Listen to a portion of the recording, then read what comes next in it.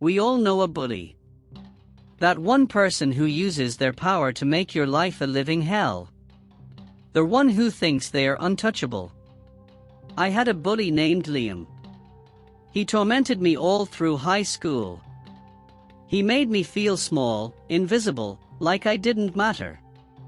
But what he didn't know was that every shove, every cruel joke, every moment of humiliation, was a deposit in an account I was saving for a very special withdrawal. This isn't just about getting even, it's about justice, years in the making. In high school, Liam was the king of the school.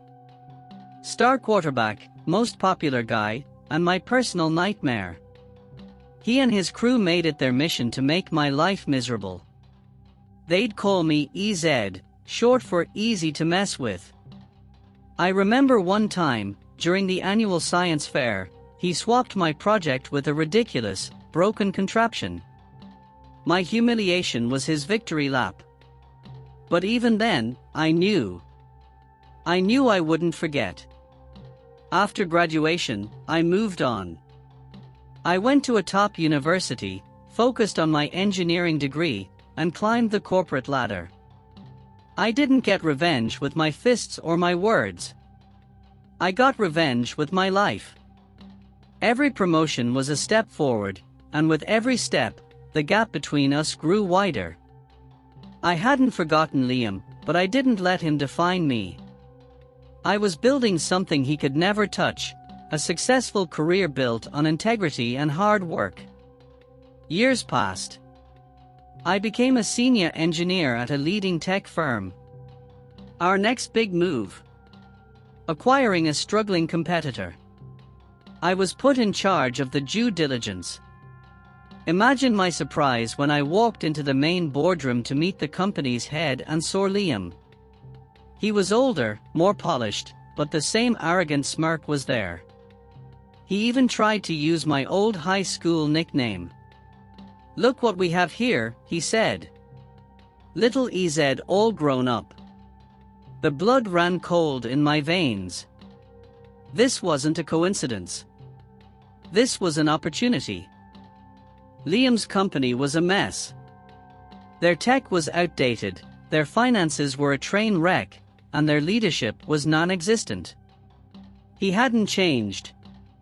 He was still a bully, but now his bullying was directed at his employees and his company's bottom line. I started my plan. While he thought I was just doing my job, I was building my case.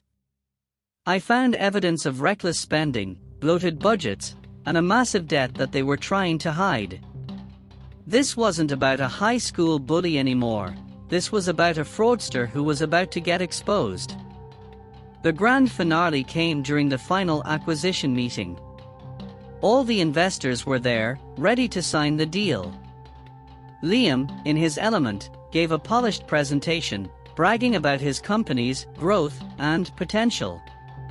He even made a subtle dig at me: "We don't need consultants from bigger firms telling us what to do."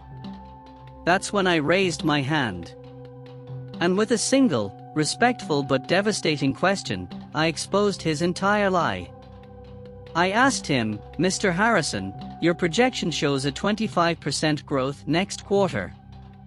How can you account for that when your most recent financial report shows a negative cash flow of 150% and a loss of your largest client due to a breach of contract that your records don't mention?" The room went silent. The investors looked at each other. They had just heard the real numbers. They were right there on the screen behind him, and they were undeniable. He tried to lie, to make excuses, to blame his team. But it was too late. He was exposed. The investors, furious at his deception, pulled out of the deal. His career, his company, his entire life's work, it all came crashing down right there, in front of the people he had tried to impress. This wasn't just a business failure, it was a public humiliation. A public, professional reckoning. The last time I saw him was a few weeks later. He had lost everything. His office, his reputation, his credibility. The man who had been a god in high school was now a nobody. He was finally humbled, not by a punch, but by the weight of his own actions. This story isn't about hate. It's about a simple truth: bullies never really win. They might think they do in the moment, but their cruelty, their lack of empathy, their inflated ego, will eventually catch up to them. The best revenge is living a life so full of success and happiness that their failures are nothing more than a footnote. But sometimes, when the opportunity presents itself, it's nice to give them a little push towards that reality. So, what did you think? Was my revenge justified? What's the worst bully you've ever dealt with? Let us know in the comments below. If you want to see more stories of justice served, make sure to like, subscribe, and hit that notification bell.